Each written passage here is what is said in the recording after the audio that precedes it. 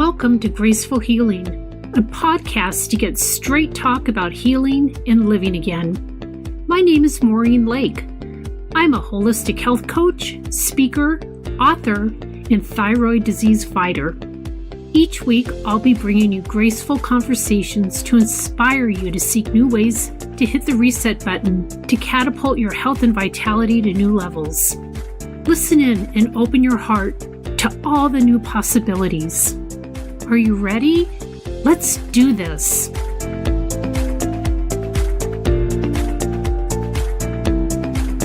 It was so informative to chat with Michelle today about type 2 diabetes. Michelle shared information she just received at a conference she went to over the weekend. The information she talks about is exercise in type 2 and how you can actually reduce your diabetes just by this one attribute alone. And I talked a lot about plant-based eating and how it will drastically change the trajectory of this disease just by changing your eating habits. We hope you enjoy. Thanks for joining us. Hi, Michelle. How are you today?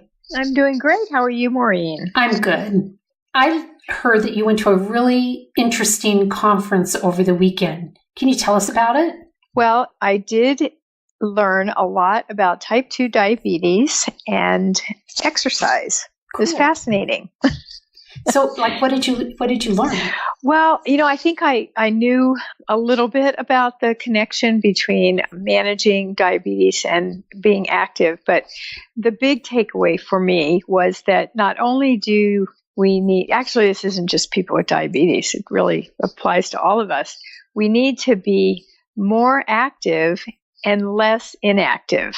Mm-hmm. Does that make sense to you? It does. So it's really a two-parter, because even if you participate in high intensity exercise for 1 hour a day, and then you sit at your desk or watch TV for 10 hours a day, it's not doing any benefit to you. I mean, maybe a little bit, better than 12 hours a day. Yeah, really. But really, our society has become so sedentary, even with the best intentions, staying active, we're really not very active anymore. So that's playing a key role in this increase in type 2 diabetes in our society. So what do they recommend? Well, they really recommend, here's one of these simplest things.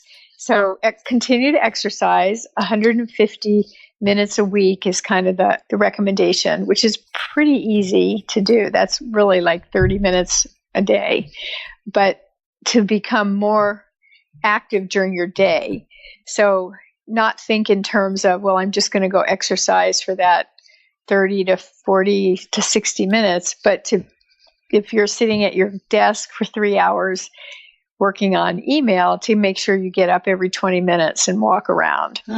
Or if you're in an office, instead of emailing the person down the hall, you get up and walk down to talk to them. Mm-hmm. And that's, some of those things seem really easy, but, we've just become kind of lazy. One of the other ones that I thought was really good, because I have definitely become like a Netflix addict and binge watcher certain times of the year. And, it was like, gosh, our whole society has switched since we don't watch commercials anymore. That's true. Because it used to be, when did you get up to get your, refill on your water or go to the bathroom?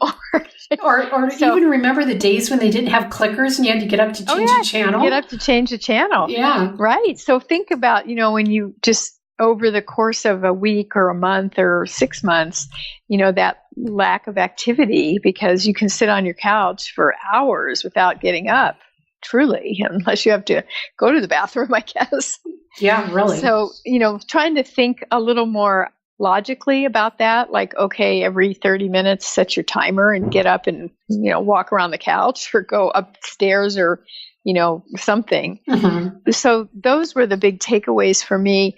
But there were some really, besides just being logical, there were some really, I thought, interesting studies that were shared about people who exercise and are on medication for diabetes really have better results from their medication than people who just take medication. Mm-hmm. And very frequently, over not very long, are able to get off medication Wow. with diet and exercise, lifestyle adjustments. So did they talk about the type of exercise that's good, or? Well, yeah, actually they did. And this was a little eye-opening for me too. Really, this workshop was geared towards people who are personal trainers, which, I'm not a personal trainer. So for me I put it into more practical terms of daily exercise is really what they suggest. And selfishly, I'm more of a cardio lover, Mm-hmm. less of a resistance lover. Mm-hmm. So what I learned to take, really my takeaway was I have to start doing more, what we all do, more resistance training. Mm-hmm. And that could mean lifting weights, but that could also mean doing more yoga Mm-hmm. or, doing some things that are fun, like even those outdoor park courses. I don't, Mm-hmm. some cities have those. Mm-hmm. Or Pilates. Or Pilates, where you're, doing the resistance Mm-hmm. and not just relying on cardio, walking or biking, which is great to do like 3 days a week. Mm-hmm. 2 days a week, do some resistance kind of work and take a day off. Yeah, that's great. So it's not really that it's that hard, but it truly is a lifestyle change for many people. Yeah. Oh, yeah. Especially when you think about a lot of times the reason why people get type 2 is because of their diet.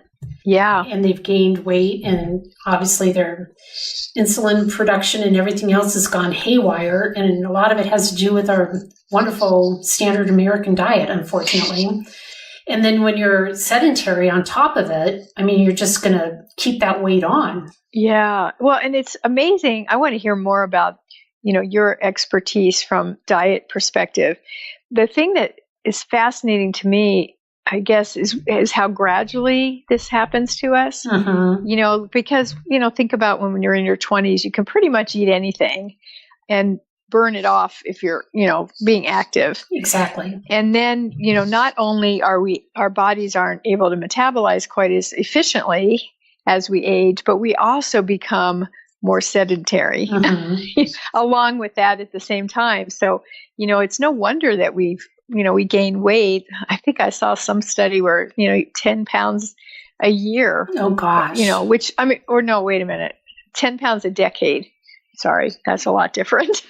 Well, yeah. It's not unusual in 10 pounds in 10 years. Mm-hmm. And, you just think how that just comes on so gradually, and all of a sudden, you're in that pre-diabetes or type 2 diabetes situation. Yeah, you're right, because it's like one day you can wear a certain size pair of pants, and then maybe 6 months later or something, it's like, oh, they must be making clothes smaller They're now. making clothes smaller. Exactly. Yeah. And it really is, even I was noticing on some talk show recently, I can't remember who it was, but one of the actresses who's around our age, maybe a little bit older. And I thought, oh my gosh, look how much larger she is. And she wasn't that she was overweight. She just was much bigger than, she had been when she was popular in her 20s. Mm-hmm. And it's, just our body's slowing down. Yeah.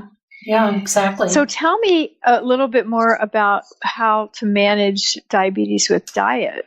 Well, I got my plant-based eating certificate from Cornell University, mainly because a family member of mine has type 2 diabetes and was really struggling with really having anything work. He continued to eat really healthy, a lot, like not terrible foods at all, but the scale would continue to go up. And so would his A1C numbers, which is, they test every 3 to 6 months to get your numbers to see where you are in like your history, your blood history, to find out your true ranking of diabetes. And even though he was doing everything right, according to his doctor, so many carbs, so many protein, so much vegetables, nothing was helping him at all. Oh, wow. So we switched up his diet and went completely 100% plant-based. And probably 2 months, everything started going. He was losing weight. His daily monitoring chart that he was keeping of his daily blood work was going down, and more often than not was in the normal range. where before he would test, first thing in the morning, it'd be like 180, 160, something like that. Then it was down into the 90s. And it made such a huge difference in everything about not only his disease, but his attitude on life. And so as I started learning more and more about it, I mean, the whole attitude on life thing is really impactful because there's research to support that if you eat a plant-based diet, it reduces your depression. Oh, wow. I know. It's pretty amazing. And, I, as someone with Hashimoto's, knows that I need to eat meat. Going plant-based just doesn't work for this autoimmune that I have. But for people with diabetes, eating meat is really a risk factor. And a lot of it has to do with the fat that's in meat. There's a lot of saturated fat. It's high in cholesterol. There's just so many things in animal protein that is contrary to what you need for your diabetic diet. Wow. And so reducing that. The other thing that's so incredible is you can still get all the protein you need in your diet by eating fruits and vegetables and grains. I mean, they all have protein in them. It's just a different type of protein.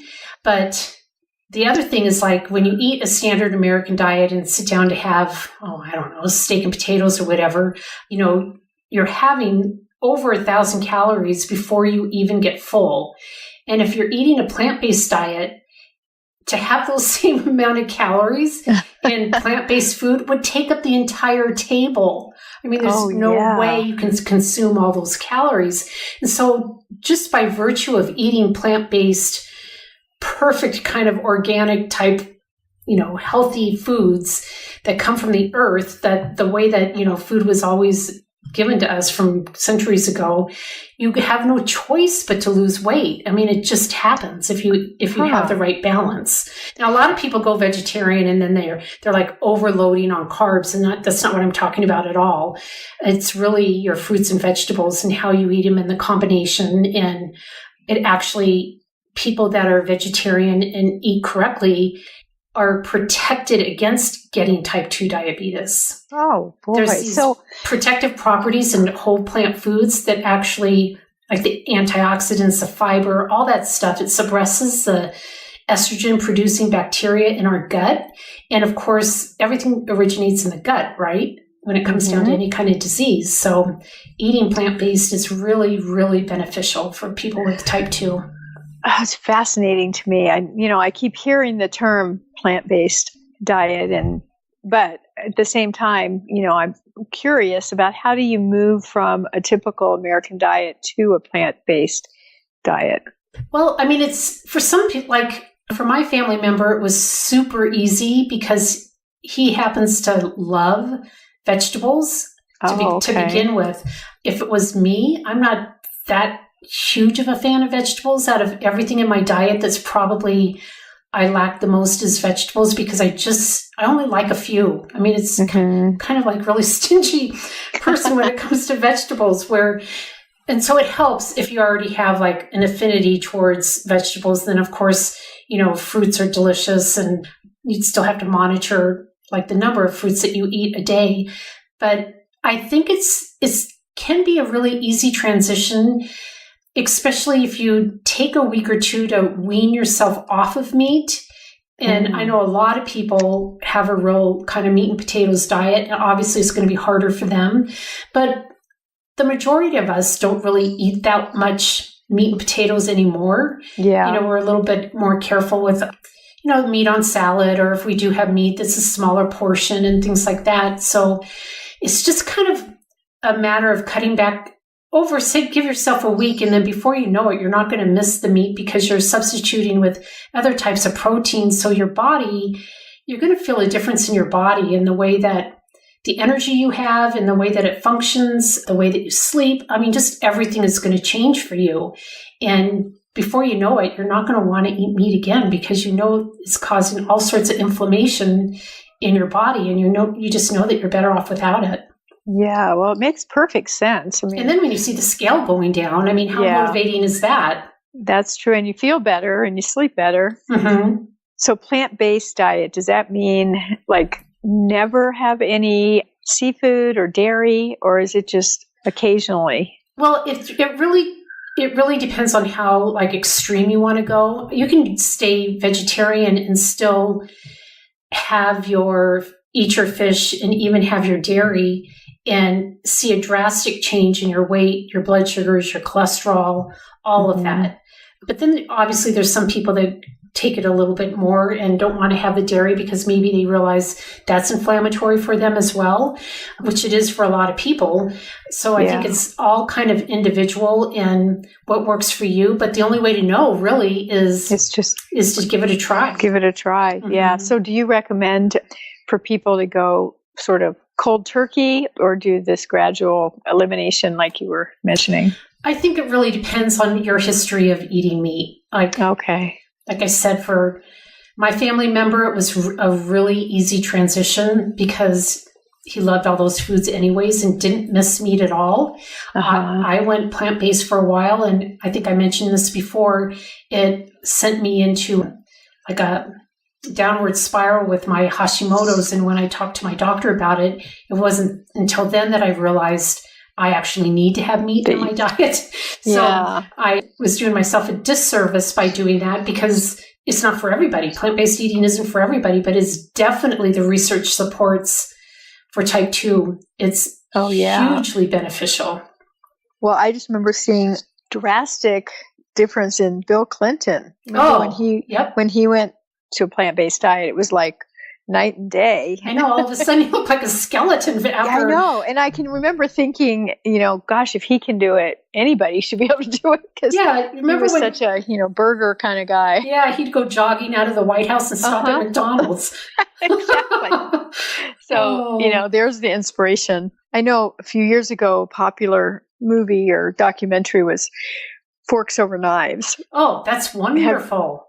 So I'd recommend myself to watch that again. It's been a while. And they have an app and they really? And a website, but they have probably thousands of different recipes, all plant-based. And it's just an amazing resource. It really is. In your experience, how do people who choose to do that but are either cooking for other members of their family or don't have support from their family, how do they manage that? Yeah, that makes it really tough. I know for myself, when we decided to go plant-based and it made such a huge improvement, and then I figured out that it wasn't beneficial for me at all, I would still prepare the same meal, but I would add some lean meat to my meal. And that's kind of how we so put some chicken on top or some salmon or something. Exactly. Vegetables. Slices of beef and just whatever, and I'm a huge refried bean lover. So not that you can't have that with plant-based, because you can, but it is kind of high in fat and stuff. Yeah.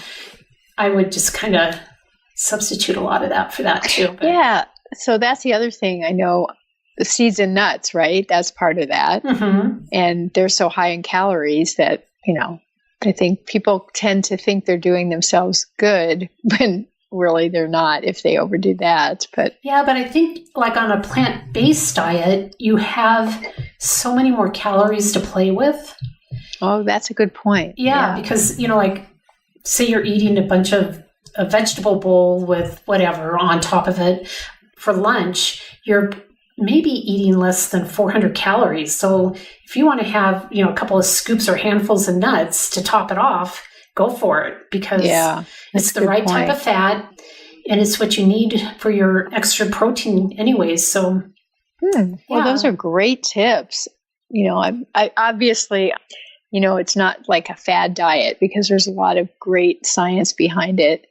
And it's been around for a long time, right? Before we had meat. Exactly. Like we do now. People were living on plant-based diets. And there's so much research for like cardiovascular disease. That would be Bill Clinton's reason for going vegetarian.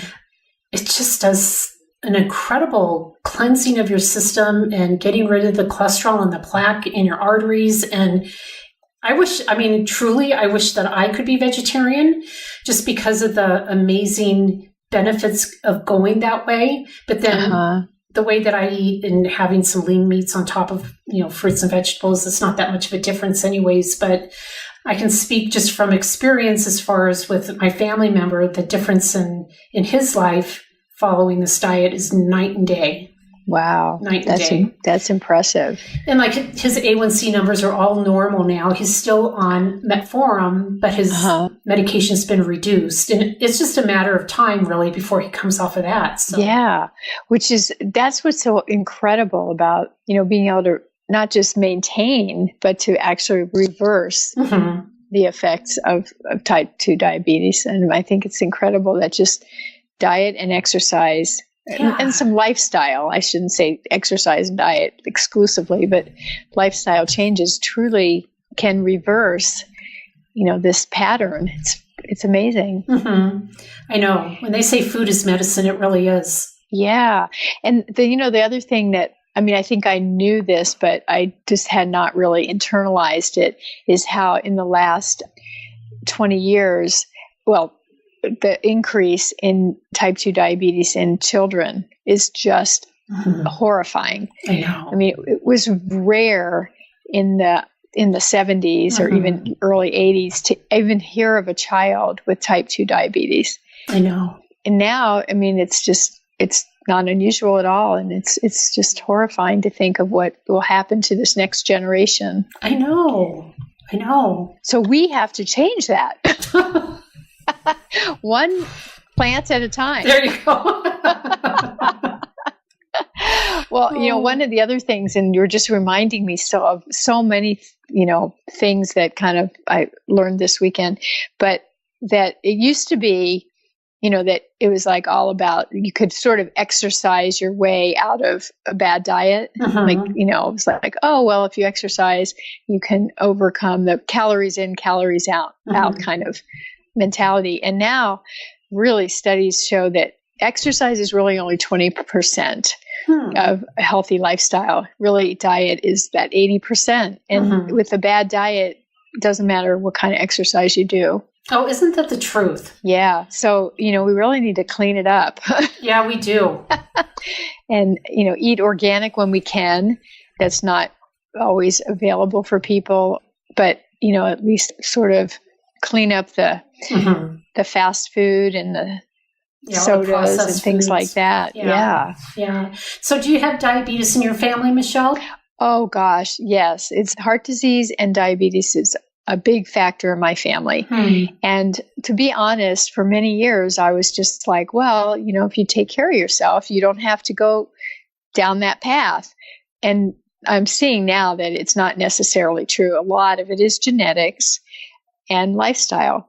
So, genetics first, if you're predisposed to that. I have struggled myself in the last few years with being in a pre-diabetic range. And, it's like, wait, I haven't changed that many of my habits. And that they've gotten worse. Right. And I'm like, okay, if nothing else has changed, what's happening? And my doctor, has comforted me to say some of it is out of your control. And that's the genetic part. But the other part, I take very seriously. And it's important that we recognize that, not just, oh, I have it in my family, so therefore I will get it.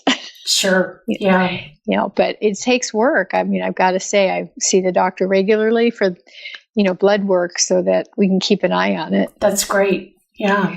Yeah. I don't want, I think I've told you the story, and we talked about it on one of our first podcasts, but my mom not managing her diabetes and then having to have a kidney transplant. And, my doctor at the time said, because we were all being tested to see who might be a match for her. And coincidentally, guess who was the match? I was. And my doctor it was a very tough decision, but she discouraged me from needing a kidney because of family history. She said, you may need that kidney someday. And that was a really tough decision. And as it turned out, I was a match, but not a perfect match. So we couldn't have done that anyway. But it was just like, wow. Yeah. This is real life. Yeah. My mom was diabetic also. And, oh gosh, I can't even remember how many insulin shots she had to give herself every day, and made incredible excuses for her diet, convinced herself that she had to have Cheetos every day in order to get her blood sugar to a certain level. I mean, when I think now the stuff that she told herself to get through the day just to be able to stay with her habits, it's incredible that she survived as long as she did. But then, one day she just had a massive stroke, and that was the end of that. But when I think about her neuropathy and all the different, ended up in a wheelchair and just so many different things, her quality of life just was robbed from her because of this disease that she couldn't manage. Yeah. Well, so much of it too is, where was the education? Mm-hmm. I'm sure that your mom, as, much as I know my mom, did not get any education to back up. I mean, yes, I shouldn't say any. There was a pamphlet, and then I think there was a little class you could go to. Mm-hmm. But it really, otherwise people are kind of out there on their own. They really are. And so I think there is a lot more available now, but you have to seek it out. You really have to follow through. Mm-hmm. And, if you're a person, you get that diagnosis, and this is what I've noticed in, sort of my family, is they just accept it. Like, oh, okay, well, it was a matter of time before I was diagnosed, and I'll just continue doing everything I've ever done, and I'll take the medication. Mm-hmm. Whether that's metformin or, moving into insulin, rather than making those habits, making choices with different habits. Mm-hmm. So there's a lot of mindset that goes along with it. That's for sure. And it's hard. I mean, it's hard work. There's no question. If you have been doing one thing for 50 years, whether that's eating Cheetos or, drinking soda or not exercising, it's going to take a lot of work to make those changes. Yeah. And there's always, but it's worth it. Like we've said in the past, there's so much power in a group. So, and there's a lot of groups out there that you can, meet up once a week and have dinners and just support yourself if you're on this journey by yourself. So exactly. I was actually even thinking today, about, how do you find that too? Let's, if you're not a group person. Mm-hmm. You're not the kind of person who's going to sign up for a support group. Mm-hmm. And a lot of people aren't, participants, that kind of thing. But if you don't have the support of either a group or even support within your own family, and that happens a lot too, where can you find, the strength to do this on your own? Yeah. And sometimes it really is getting out of your comfort zone and finding, like in my case, it would be like, okay, I heard that there's a walking group at the local running store, and kind of put yourself in that uncomfortable situation for a little while to find what you need. Or, somebody I saw this weekend was talking about that she finally, joined Weight Watchers because she knew she would be accountable if she had to weigh in every week. Mm-hmm. And, you just got to find what's going to work for you. Yeah, you do. And you might try 2 or 3 different things, and then you might find one person that becomes that person for you, and you can be accountable to each other. Back in the day when I was teaching, there were so many teachers I worked with that would want to join a group, but their excuse was, well, I'll do it after I lose 10 pounds. Yeah. Because they didn't want to necessarily be seen as that person. They wanted, and sometimes the weight that you're carrying holds you back from taking that initial step too, which that's the whole point, is to get yourself out there so you can start changing things, but then it can so incredibly hold you back. Oh, yeah. And even just thinking, of this picture of it's eating, really is the hardest thing to overcome if you have bad eating habits, because it's like a drug addict. Mm-hmm. You wouldn't put a drug addict back on the street with all the drugs, or an alcoholic. You wouldn't say, oh yeah, well, go sit in the bar and try not to drink. Yeah, exactly. Right? Mm-hmm. So, but here, how do you eliminate food when it's such a big part of our culture? Right. Even like family birthday parties, or, potlucks at work, or, baby showers. Or the fact that you can run to Taco Bell or Burger King or whatever and eat a full meal for $3. I mean, exactly. And feed your family for $4. Yeah. So, I mean, it does take hard work. And I think the first step is recognizing, like this is going to be hard, but it'll be worth it. Yeah. And then it takes, something like 21 days to make a habit. Mm-hmm. So, committing to, I'm going to commit to 21 days of whatever it is.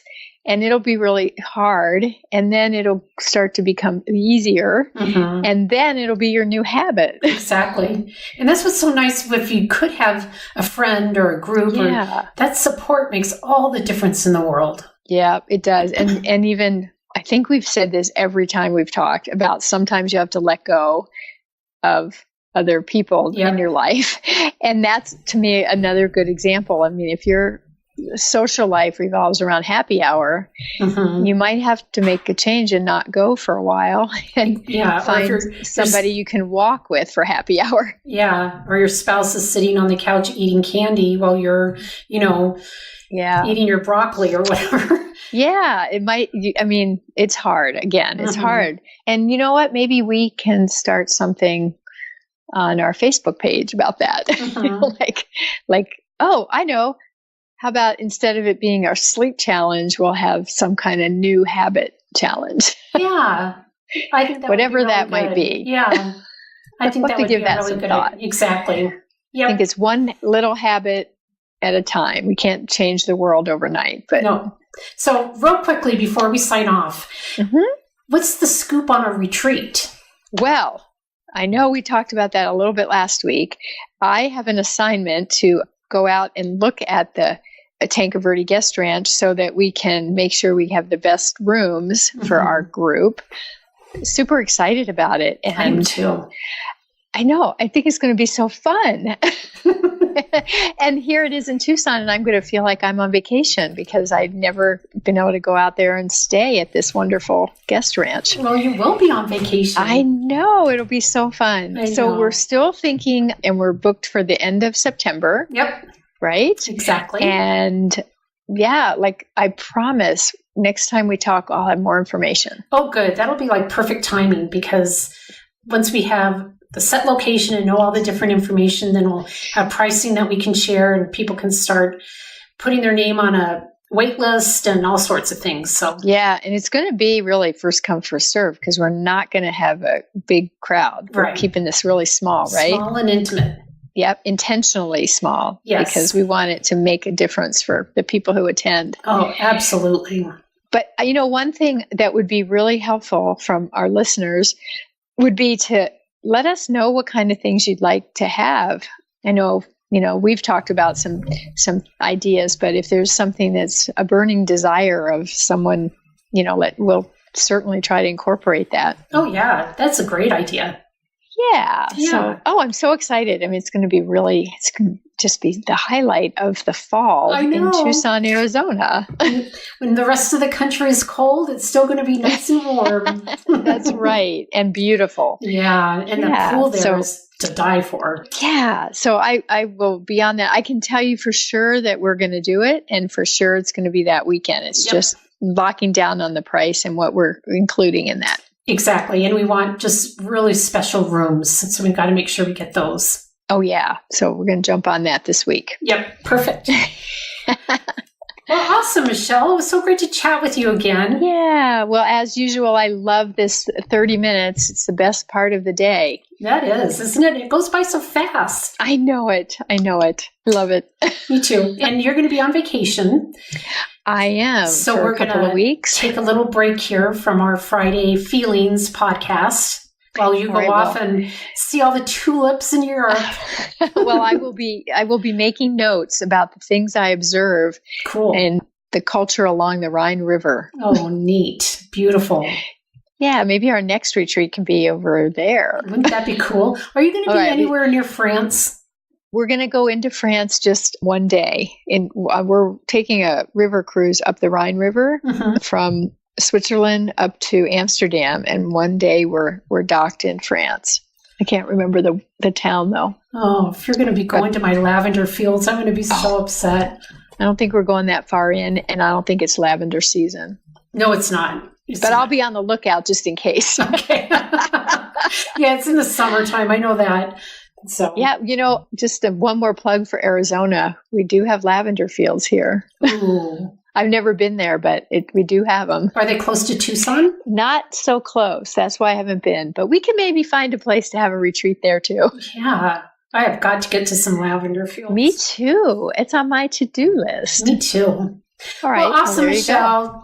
Thanks for... Well, have a great rest of your week. You too. We will talk again soon. All righty. Bye. Okay. Bye-bye. Hey, thank you for joining us today. I hope you enjoyed this episode as much as I did. If you can, take a moment and give us a review. And please join the VIP room in Facebook for more discussion and insights. You can find us at Graceful Healing Podcast VIP room. See you there and see you next time.